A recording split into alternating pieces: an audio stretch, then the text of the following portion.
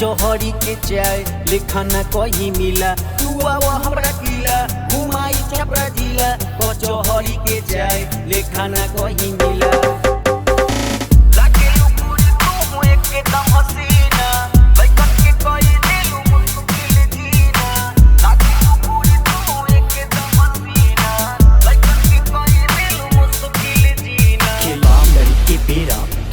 हमरा डेरा तू बन जा हमारा रानी, बेआसी खून तेरा।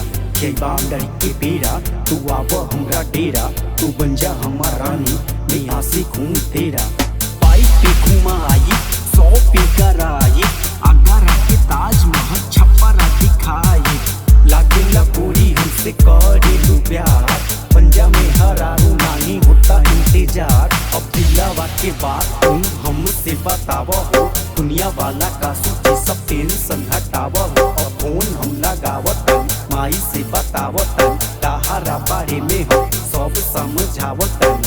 हेलो माई एगो बात हम तोरा से बताई का, कके दिया हम पतो तोरे लाई का। ते अब सोच बिना गोरा बाटा भाई, इतना मत सोच मायू तेला बोला गाई। बिया सुंदर सुशील संस्कारी, अब जाई बाजार से लियाई तरकारी। बिया सुंदर सुशील संस्कारी, अब जाई बाजार से लियाई तरकारी।